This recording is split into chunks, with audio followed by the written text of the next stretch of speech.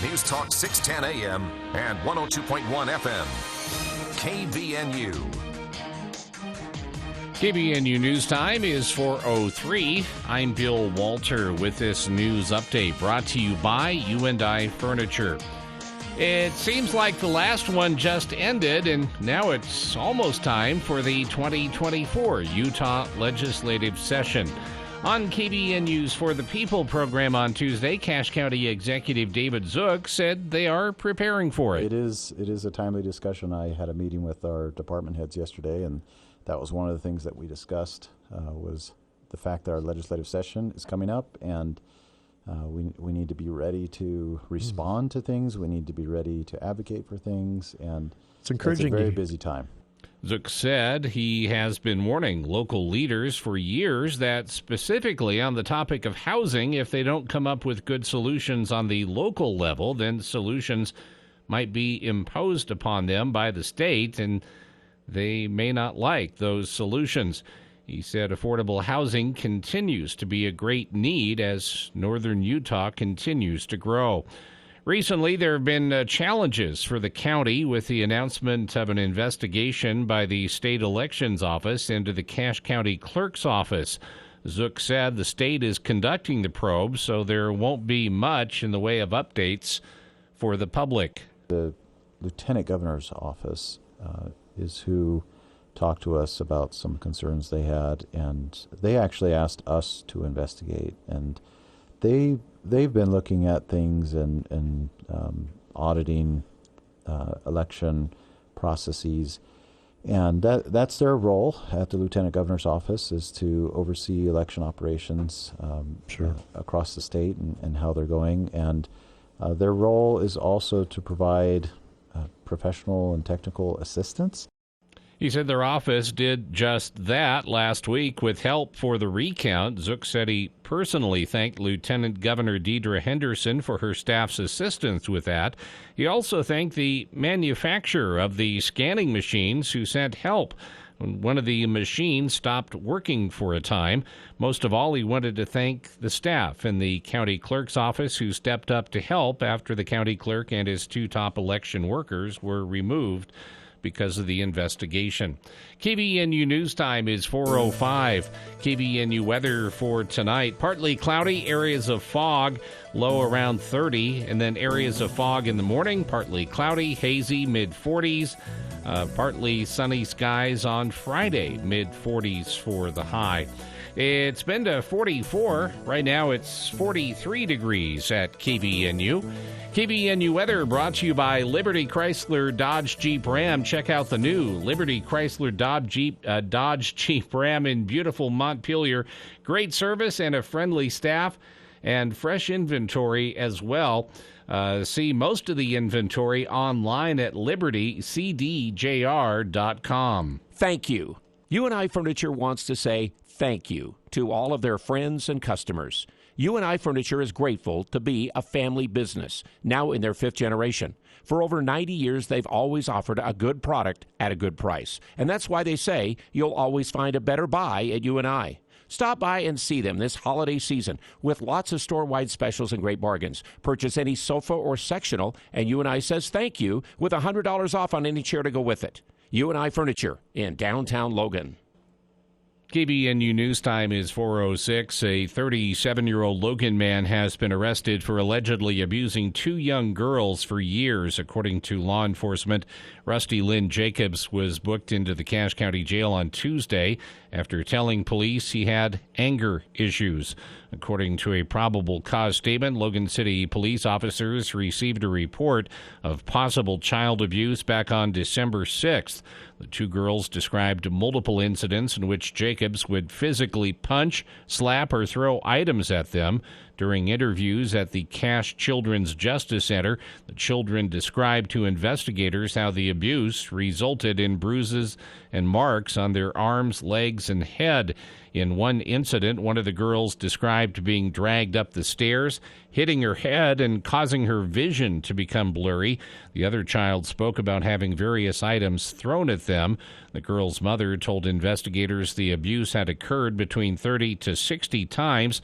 She also claimed the suspect had threatened her with physical violence and manipulation, according to the arrest affidavit.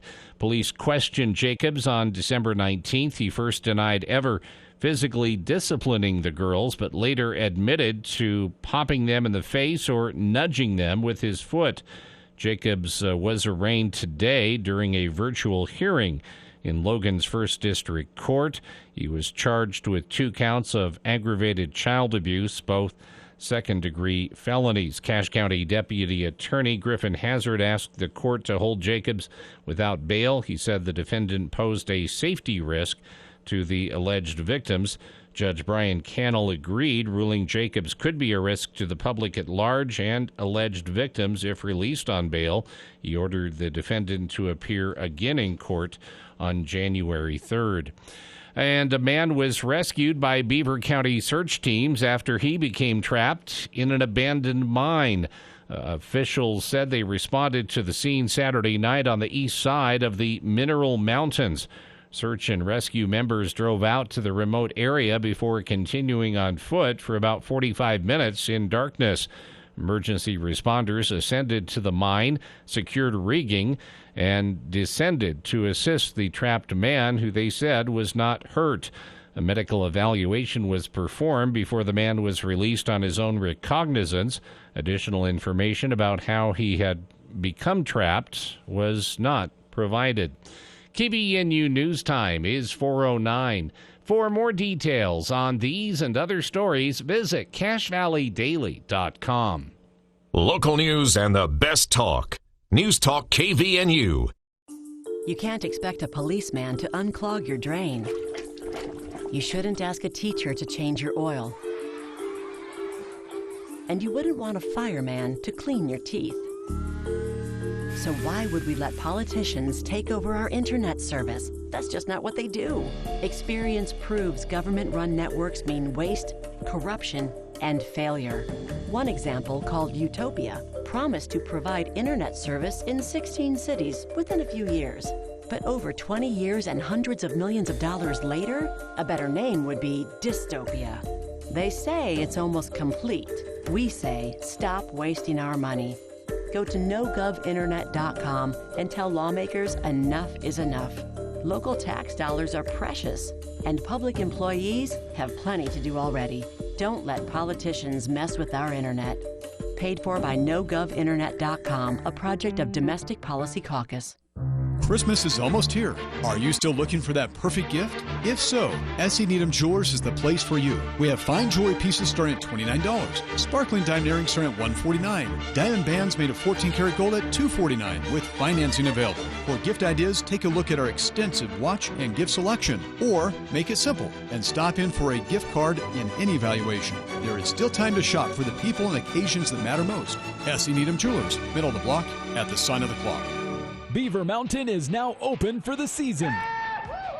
Lifts are open daily from 9 a.m. to 4 p.m., closed Christmas Day. Listen each morning for a daily ski report or call 753-4822. Stop by the Beaver Mountain office, located at 1351 East, 700 North in Logan, and the Mountain Retail Shop for all your Christmas gift needs. Lift tickets make great stocking stuffers, and who doesn't like a Beaver Mountain hoodie? And don't forget, Beaver Bucks gift cards can be used anywhere on the mountain. Come on up and ski the Beav.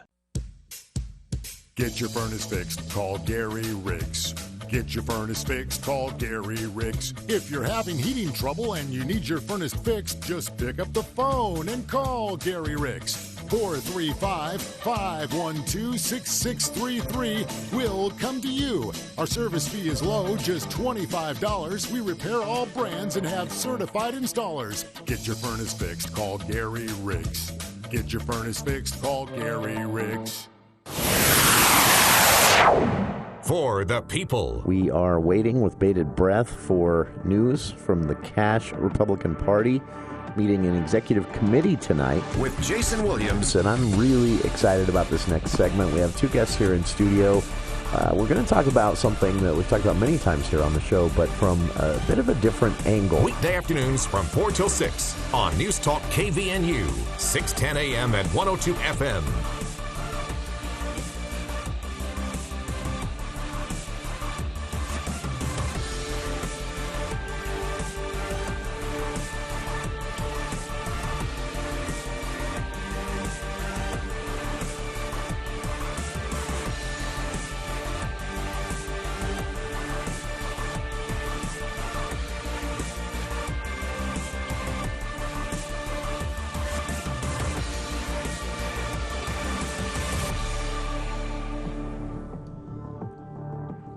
Welcome to KVN News for the People. It is Wednesday, December 20th. I'm Jason Williams, Bill Walter here in the studio as well. How's everybody doing? It's spring. I'm doing okay. Spring-like out there today. Yeah, 44 today, just like yesterday. Snow has melted off, and it's a nice little break. I feel like this is I think I said this last time too, but the last time we had a nice, kind of mild winter like this, we paid for it.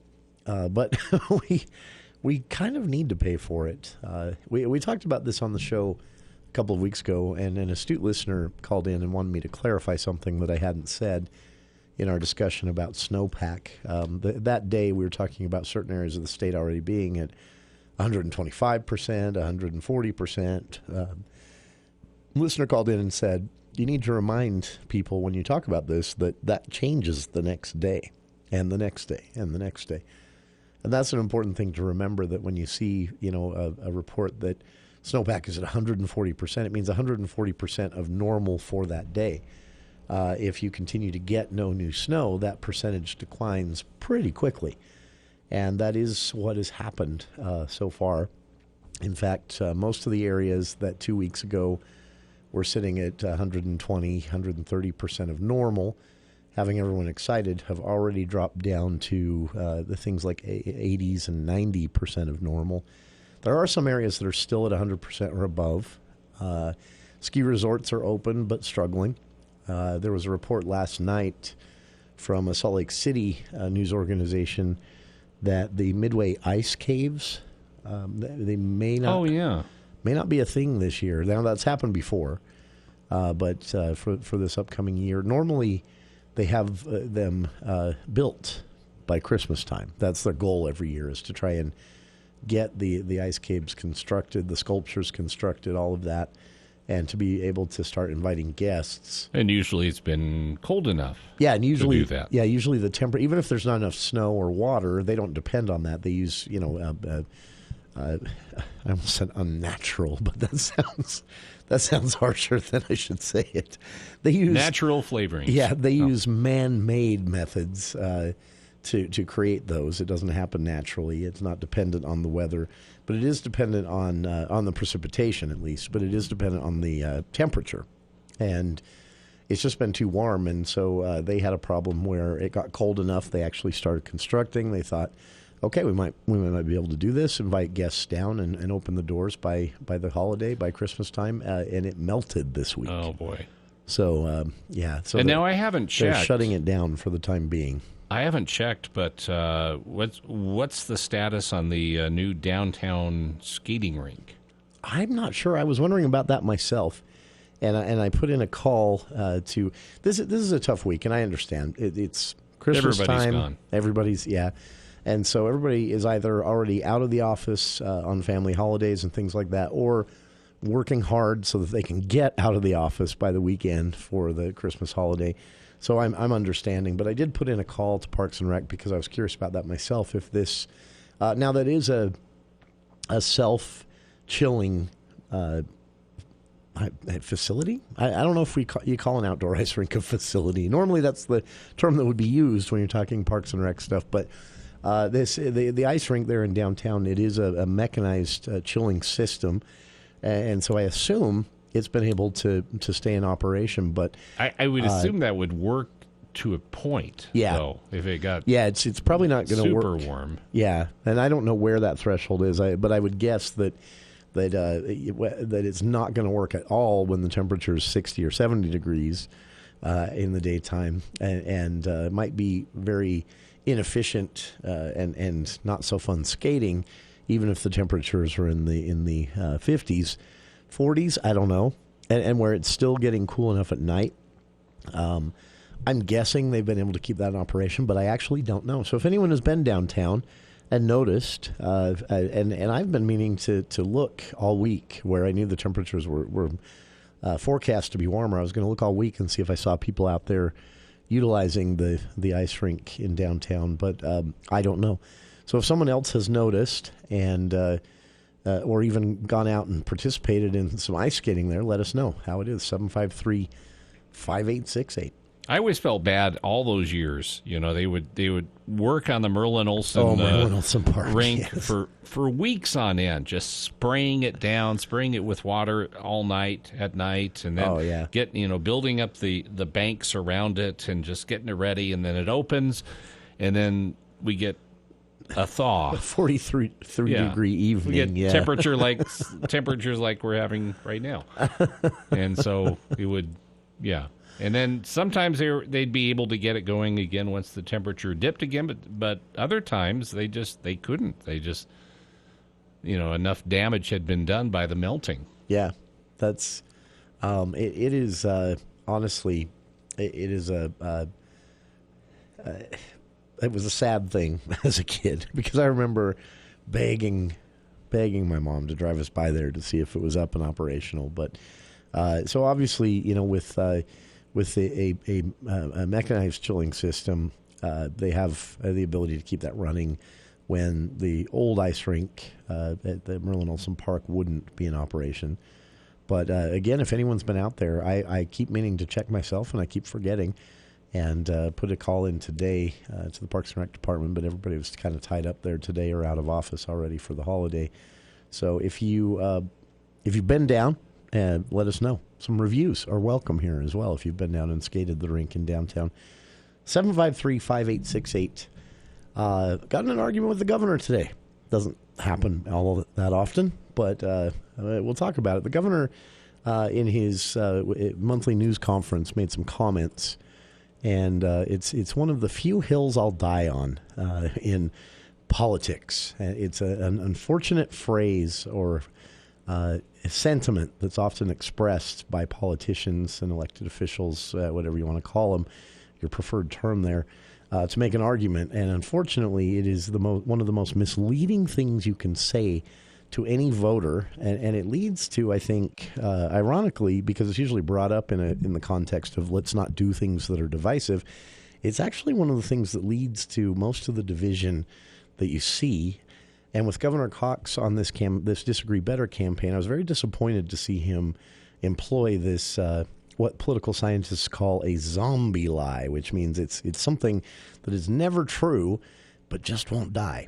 We'll talk about what the governor said and why it matters right after this. Are you tired of sifting through all the Medicare confusion from your mailbox, TV, and endless phone calls from telemarketers? Let Jessup Insurance and Retirement Services simplify it for you. I can't believe the peace of mind they've given me. They helped me clearly understand Medicare and explain all my insurance options. The experts at Jessup Insurance know Medicare inside and out. I've never felt more secure in my Medicare decisions. They found the perfect plan for me and made sure I had all the benefits that were available to me. At Jessup Insurance, they're not just insurance experts. They're your local guides through the Medicare maze. It's like having a trusted friend you can rely on. Jessup Insurance and Retirement Services, making sure you have all the benefits available to you. Call them today at 435-213-3200 or Google Jessup Insurance and say goodbye to all the Medicare confusion. Jessup Insurance and Retirement Services, let us guide you. Happy holidays from the entire team at Adams Wealth Advisors. As we celebrate the joy of this season, it's also time to plan for a financially sound future. Wondering about tax strategies or required investment distributions? Adams Wealth Advisors has the answers. The Adams Wealth team is here to guide you through any complexities and ensure a prosperous new year. Happy holidays from Adams Wealth Advisors, where achieving your financial goals is their mission. Call today to schedule an appointment, 752-1702, or search Adams Wealth Advisors online. Bank of Utah wants to give a heartfelt thank you to all who showed their support of their 11th annual Warm Bodies, Warm Souls clothing drive. Thanks to you and your donations, they were able to collect and deliver over 300 bags and barrels of warm clothes for people in need at 12 charities across Utah, including Cache Community Food Pantry in Logan. Thank you again for your help of the Bank of Utah Warm Bodies, Warm Souls clothing drive. Together, we are Utah. Find out more at bankofutah.com. Member FDIC, NMLS number 422914. Hi, this is Gordon Deal. Thursday on This Morning, America's First News. Colorado may not be the only state that rules against Donald Trump regarding his eligibility for the 2024 election ballot. Also, if you're looking for an internship for the summer of 2025, you may be too late. Hear how and why recruiting happens so early now, and the high earners who aren't ready to declare that they're rich. Thursday on This Morning, America's First News. From 4 to 6 on News Talk KVNU, 610 AM and 102 FM. Your station for news and talk.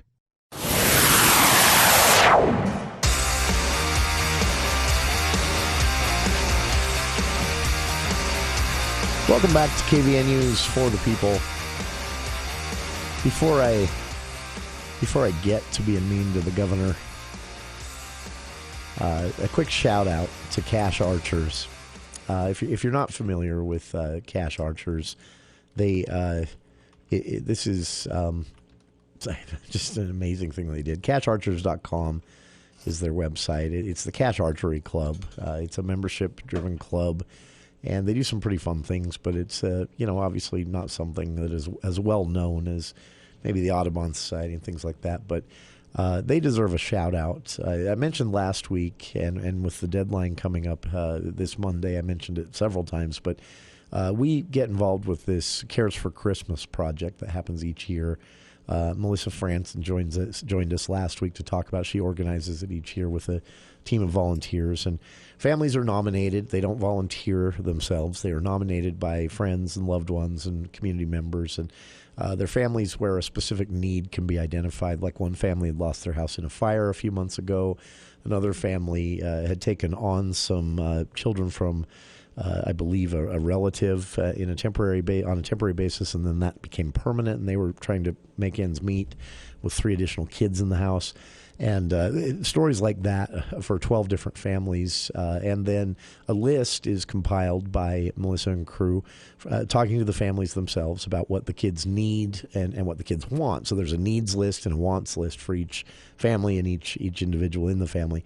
The deadline has come and gone, sadly, but keep an eye on this for next year because we'll be involved again. We serve as the donation drop-off site mainly, and so people can bring the donations when they pledge to make them at the website, caresforchristmas.org.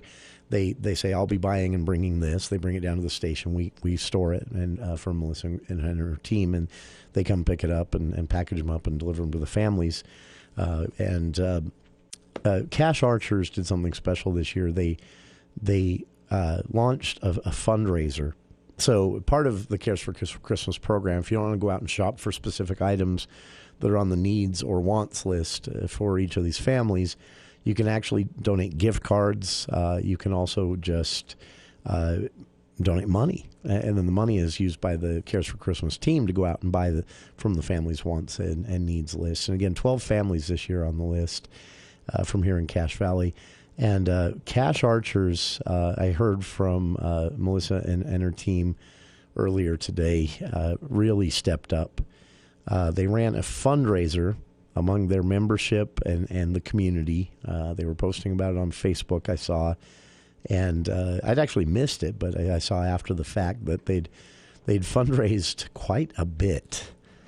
And Melissa said that really helped fill in the gaps. There was some concern as the Monday deadline came when Melissa joined us last week that several of the families had, no one had pledged yet via the caresforchristmas.org website to pick up any of the items for the families, and there was some concern about that. Other families, someone had pledged to pick something up for, say, the 4-year-old kid, but the teen kid had no donors yet, and so they were worried about that. And Cash Archers caught wind of that and ran this quick fundraiser, raised several $100s, as I understand it, that allowed the Cares for Christmas team to go out and purchase gift cards to local grocery stores and local gas stations to fill in the gaps on the Cares for Christmas delivery for these families. Really cool. So a special thank you to Cash Archers for stepping up. And again, this will be back around next year. If you're still looking for something good to do, this season that goes even beyond the holiday coming up, we talked about it a few weeks ago on the show. The Family Resource Center at the Logan School District, they could use coats and jackets right now. Now you're going to want to contact them and make sure, because they aren't, set up to serve as a donation drop-off. It's a shoestring budget and a small crew there. But reach out to them. You can contact them via the information on the website, which can be found at the Logan School District website. And I've linked to that on our Facebook page. But the Family Resource Center there at the Logan District, there for Logan High students, they're looking for coats and jackets for the cold months. There are some families within the district that are in need. So there's one thing you can get out and do. Of course, the food pantry will never say no with good reason to a donation or even volunteering your time around the holidays. Yes, they do have a need for that even between Christmas and New Year. And so that's a good option for you as well. There are a lot of different ways you can do something good. So even though Cares for Christmas has come and gone for the year, and then one other thing, by the way, if you missed Cares for Christmas and want to get a jump on next year, if you're just hearing about the program now and want to do something for kids in need next year, even before they've selected the families for next year's program, caresforchristmas.org, you can still jump in there and make a donation or purchase a gift card to a local grocery store or gas station. And they gladly would sit on that until the deliveries are passed out the same time next year. So caresforchristmas.org, again, is that website. And one last time, a shout-out to Cash Archers. No one asked them directly to do this. They just caught wind of the Cares for Christmas program and decided to run this fundraiser among their members and then reached out to the community as well. And they were able to raise quite a bit of money, actually, for Melissa said it helped Cares for Christmas and her team fill in some of the gaps, especially for some of the harder to shop for teens and young adults in the wants and needs lists with each family. And they were also able to purchase some gift cards to local grocery stores and local gas stations, which, if you've got kids, that's going to help any family. So regardless of their specific situation that causes their need. You're still welcome to go do that now if you'd like to purchase one of those online. Caresforchristmas.org is the website. And shout out to Cash Archers. Way to step up. All right, we'll be back. On the other side, Governor Cox today made some remarks in his monthly news conference that were off the cuff, unscripted, and I'll also preface this by saying I think Governor Cox is one of the most sincere people that I've ever met in elected office. That said, a few things came out of his mouth today that are, I don't have many of these, but this is a hill that I am always willing to die on. Political scientists call it the zombie lie, which is something that is never true, but refuses to die. It gets repeated anyway. Governor Cox fell into one of those traps today, and unfortunately he did so in a conversation about not doing things that are divisive. Ironically, the zombie lie he repeated actually exists only to divide. So I voiced my opinion. Got into a little back and forth with him. We'll talk about why it matters, to me at least, after these headlines with KVNU's Bill Walter.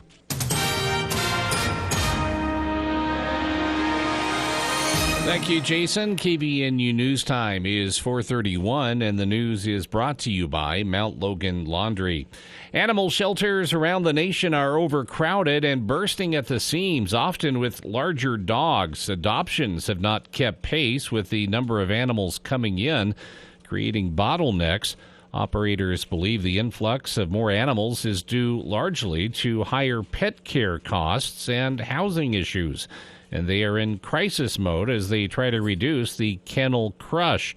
Shelter Animals Count, a national database of shelter statistics, estimates that the shelter population grew by nearly 250,000 animals in 2023. Shelters and advocacy groups are trying to attack the problem at both ends by reducing intakes and encouraging more adoptions. Best Friends Animal Society, which runs a sanctuary in Utah, partners with businesses and shelters and rescue groups to run adoption events around the country where adoption fees are waived or reduced.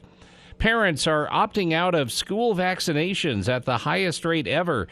Last school year, that amounted to 3% of U.S. children entering kindergarten.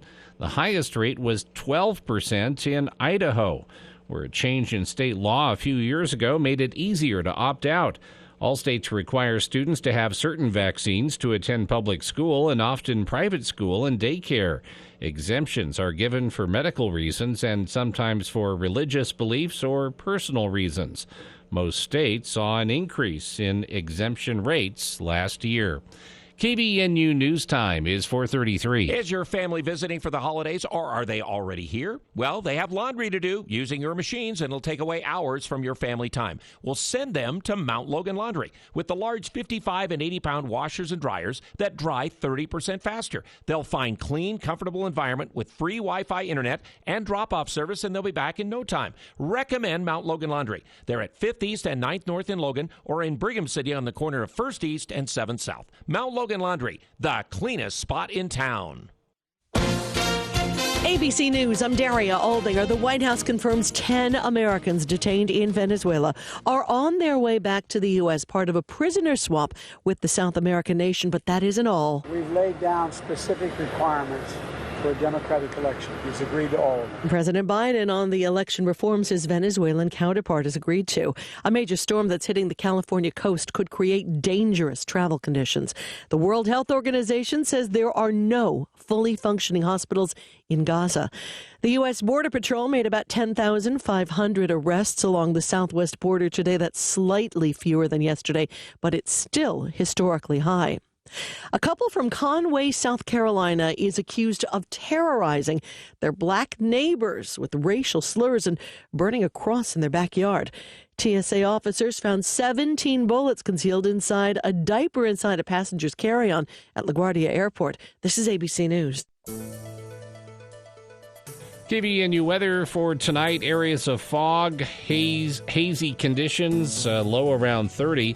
Partly cloudy, areas of fog in the morning. Tomorrow's high mid-40s on Friday. 30% chance of rain and snow developing after midnight Friday night. Rain and snow likely Saturday morning. A chance of snow and rain in the afternoon on Saturday, high in the upper 30s. It's been to 44. It's 42 right now at KBNU. Hey, if you have that stuffy winter smell, give John at the Duct Hunter a call. Your air ducts could be holding on to dust and other surprises. Call 435-770-4813. You can always get more news at CashValleyDaily.com. Let's check Wall Street now with Edward Jones. Good afternoon. This is Raydell Gibbons bringing you the Daily Financial Markets Report on behalf of financial advisor Mike Arnold and Edward Jones. After spending much of Wednesday hovering around the flat line, U.S. equities sold off late in the day with the S&P falling 1.5% and the Dow shedding 476 points. There was no specific catalyst behind the dip. Instead, we surmise this was simply some fatigue after stocks surged higher in recent weeks, and a reasonable pause after Tuesday's increase produced the S&P's 508th gain in the previous 9 days, pushing it to within 1% of an all-time high before Wednesday's move. Today, the Dow closed down 476 points at 37,082. The Nasdaq closed down 225 points at 14,778. And the S&P 500 closed down 70 points at 4,698. In the bond market, the 10-year Treasury yields are trading at 3.85% lower. Today, the stocks of local interest. Autoliv closed down 2 cents at 105.54. Chevron's down $1.39 at 150.25. Dominion Energy is down 83 cents at 47.18. Home Depot is down $3.41 at 348.66. Kroger's down 7 cents at $45. Lowe's is down $3.41 at $222.01. McDonald's is down $1.74 at $288.99. Microsoft's down $2.64 at 370.62. Nucor's down $2.17 at 175.69. Philip Morris is down $1.98 at 91.99, and Walmart stores closed down $1.82 at $153.71. Today on the commodity market, the price of crude oil was down 15 cents to $73.79 per barrel. The price of gold was down $7.80 at $2,044.30.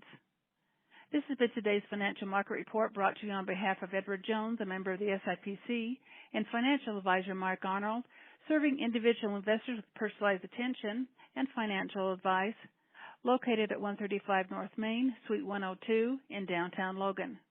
If you'd like additional information, please contact our branch office at 435-753-2915. Daily commentary is also located on our website at edwardjones.com.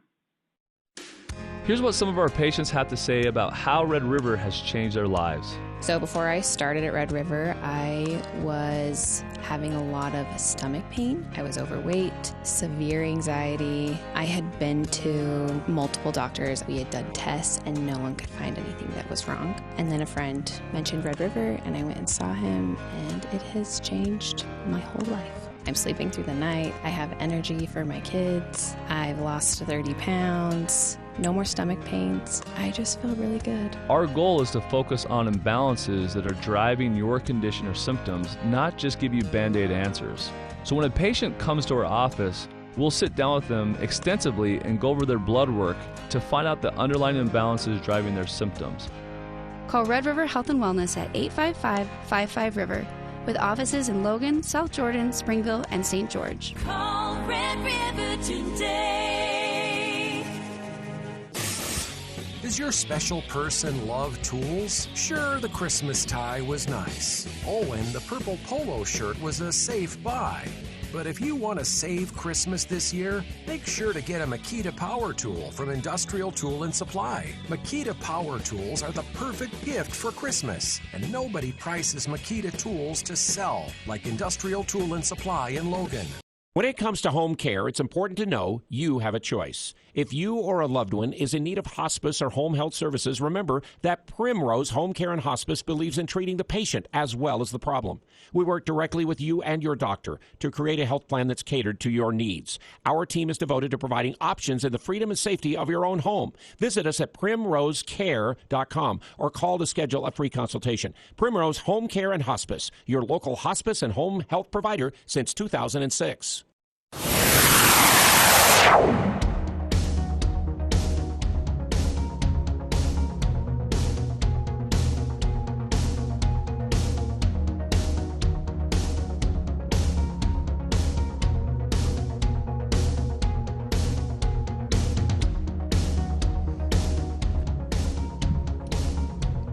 Whew.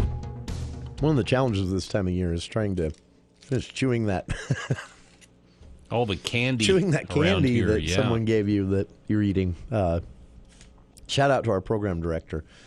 Although he said, in a funny note here, he said that this is breaking news. This might be the only time I see Santa this year, implying that I've been bad. And I've only been moderately bad this year. Relative to other years, I've caused very little trouble for the station. Yeah, I think, this year you've kind of behaved yourself. I'm getting old. More or less. Getting old. Less interested in stirring the pot. As you get older, it's harder to get in trouble. It's actually a very misleading way to set up the next topic, which is about me stirring the pot. Except with the governor. I meant no disrespect over this one. And I believe the governor's been here in the studio enough and talked to me enough in the breaks and over the phone when we're scheduling things and stuff to know that I'm I respect him. I think he's a sincere guy. I think he, more than most politicians, but I would say maybe more than any right now in higher office, we'll say, that he sincerely means to do good and not just for himself. I think those things are 100% true about Governor Spencer Cox. That said, politicians make mistakes. Politicians fall into political and ideological bubbles. It's something. I mean, we all do, right? This isn't just politicians. We like to pretend we don't. But if you really think about most of the criticisms we have for politicians, those things could also be applied to us in some scenarios. And so, we all try to be our best person, right? Well, I think the governor is someone who does that. And I think his remarks today were off the cuff. They were unscripted. So that's one excuse that I'll make for him. And the second excuse I'll make for him is that he's in a tricky spot in that he knows what the legislature has in store for the upcoming legislative session on a lot of issues, especially those hot-button political issues that our legislature just lacks the good sense to stay away from. The governor knows they're going to do it. The governor has to stake out a position, and he's always, with the legislature, going to try to stake out the position that gives him the most leverage, because that's his job as governor. It's a separate branch of government. It's meant to be a check, a pushback, a negotiating arm for the state, whereas in the legislature, you have all these lawmakers representing their own districts. And that's by design. There should be some push and pull there. So the governor is strategically, I think, looking to befriend the legislature ahead of every legislative session, while at the same time position himself in a spot where he has leverage that he can throw around. And as residents of the state, we should all want that to happen, because otherwise you just have a legislature running amok with no one occasionally standing up and saying, hey, guys, how about you take a deep breath? Which our legislature, I think, has needed for a few years now, to step back and take a deep breath. What happened today? The governor was asked a question about rumors that there are going to be a few bills and some comments of his own that were inelegant a couple of weeks ago. The rumors go around there are going to be a few bills where the legislature has decided it's time for them to micromanage higher education a bit more than they already want to. Specifically, though, it's one that is just a political issue that really, again, has nothing to do with any problem needing solved in Utah. But let's put that aside for the time being. The governor said today, when asked a question during his news conference in the Q&A portion, he was asked about diversity, equity, and inclusion programs on college campuses. And the governor had said a few weeks ago that he supported maybe taking a look at these. Today he got a little more specific, and here are a couple things that he said, and I'll start with the ones that didn't rile me up the most. First, he said that DEI offices are bloated. Well, there is no way for the governor to be able to say that with any rationale, because based on what metric?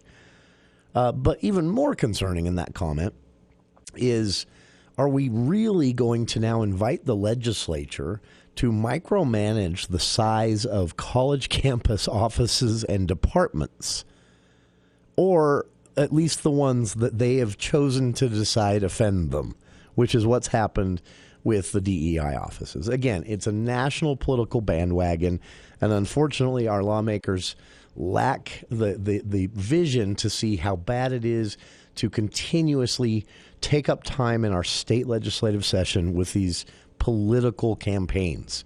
This is not a problem that needs to be solved. If the legislature wants to send a message that they believe universities are putting too much money and resource into DEI offices, that is the legislature's purview.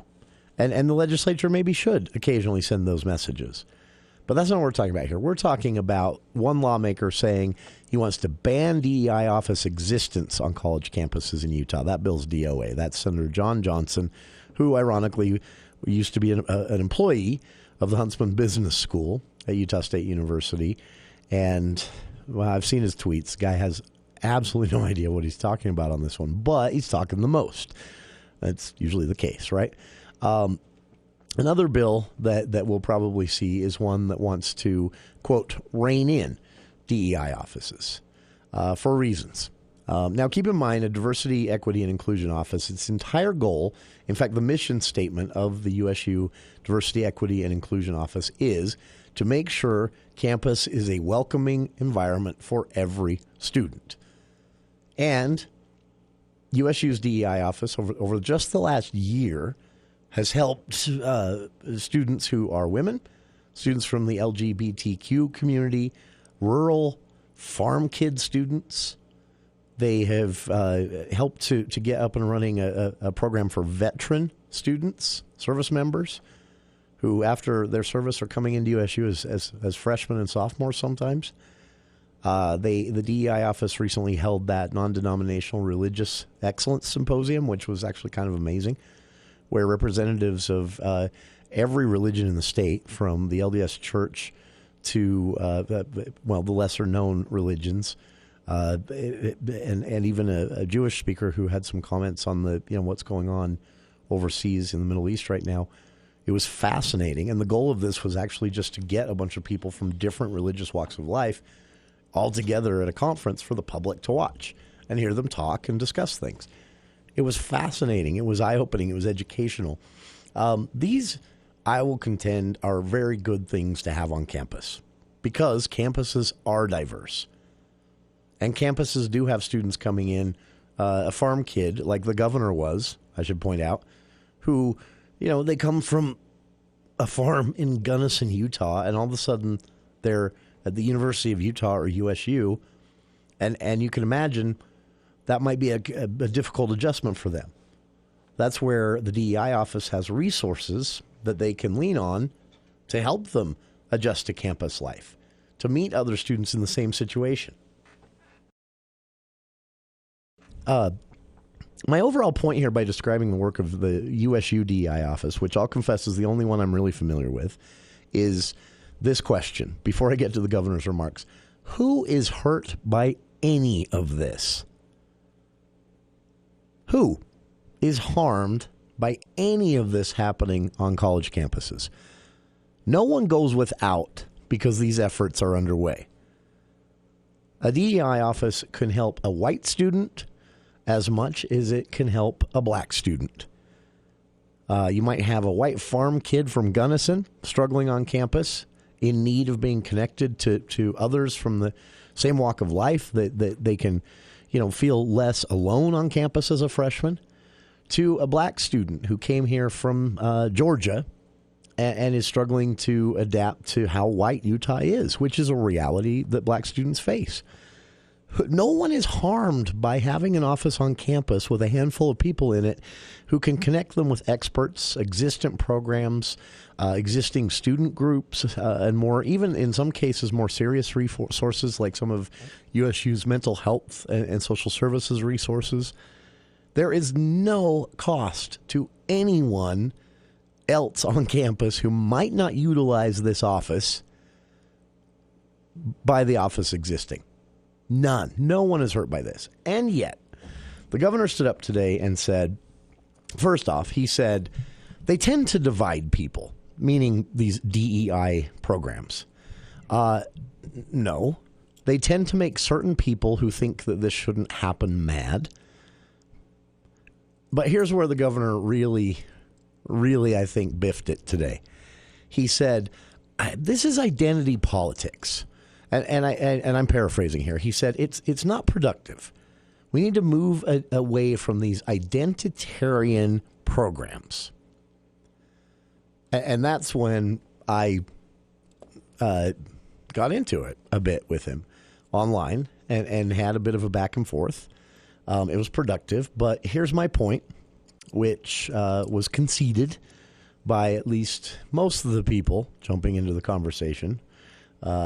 My point is, that is the most uninformed and unrealistic and, in fact, misleading thing anyone can say about politics. Because here's a little secret.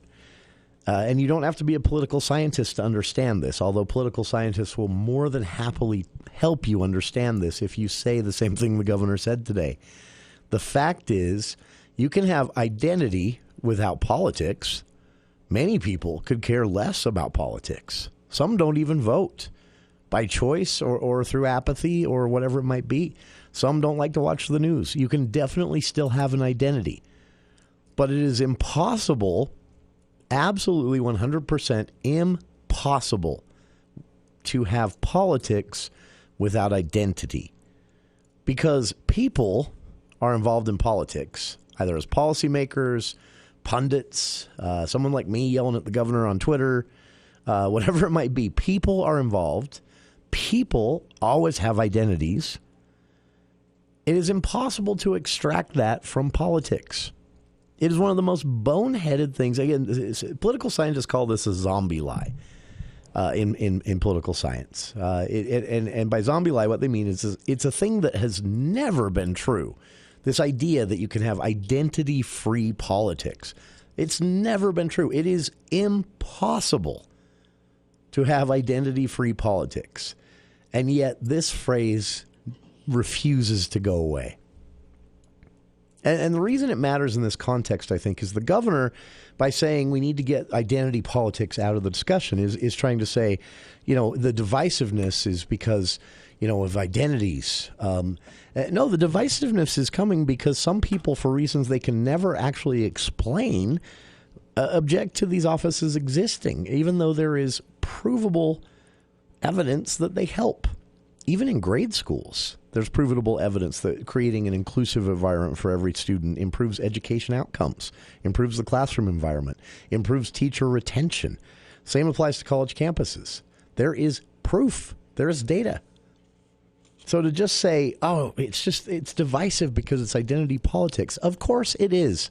Everything is. In fact, Governor, when you say that you think we should explore trimming the size or even eliminating these offices, you, Governor Cox, are practicing identity politics.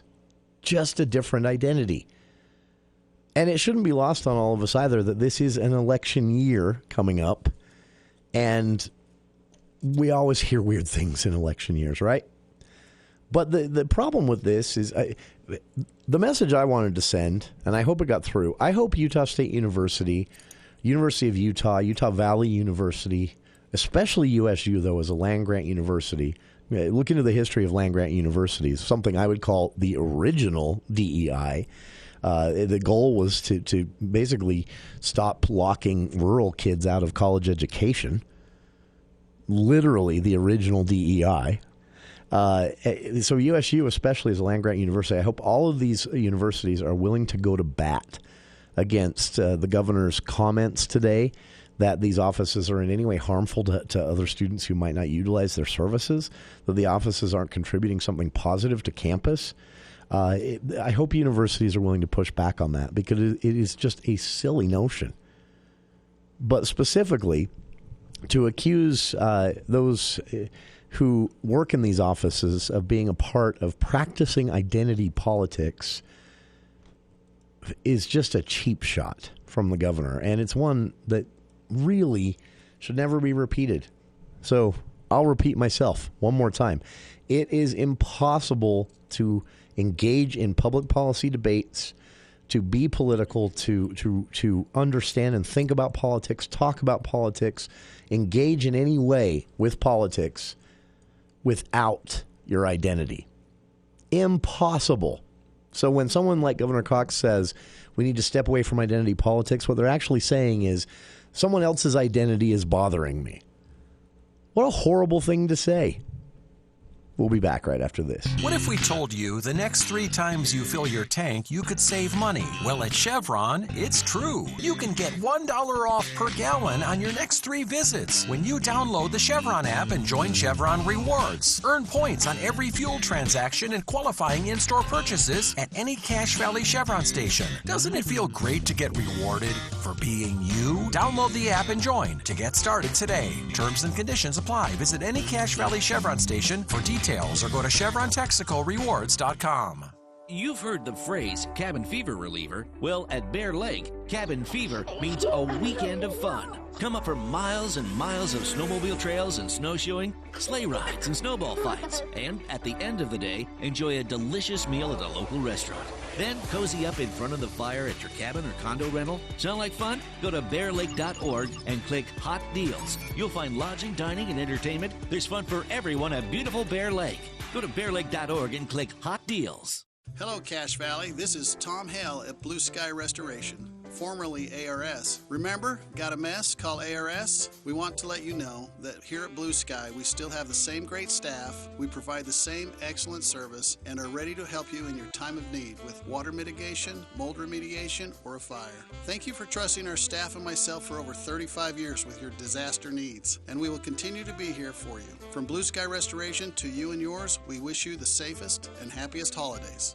With so much financial uncertainty, are you wondering if your retirement savings will last? The market's ups and downs can keep you guessing, especially if you're approaching retirement or considering it. Your Edward Jones financial advisor can help. If you have more questions than answers about what's next, they can work with you to help ensure you're prepared for the future. After all, retirement isn't the end of the road, it's a new beginning. Call one of the 7 branch locations in Cache Valley or go to edwardjones.com. Edward Jones, member SIPC. Coming up on the Thursday edition of the Clay Travis and Buck Sexton Show, aftermath of Colorado's controversial decision from the state Supreme Court to remove Donald Trump from the ballot. How does it look with the latest? Plus, the U.S.-Mexico border had its worst day ever for illegal crossings earlier in the week. We'll speak to Julio Rosas from townhall.com, who's down at the border about exactly what he's seeing. 10 to 1 on News Talk KVNU, 102 FM at 610 AM.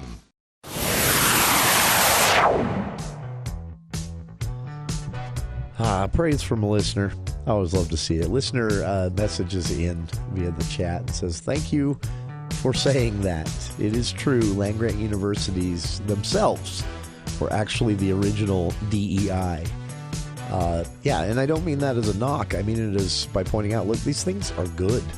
Being inclusive, inviting people otherwise left out of the process or marginalized or have natural or unnatural artificial barriers to getting in, helping them get in and stay in, whether it's a veteran student, a rural farm kid having a hard time adjusting to campus life, someone from the LGBTQ community, a woman, it could be anyone, and having an office that can help them navigate their freshman year at least is not a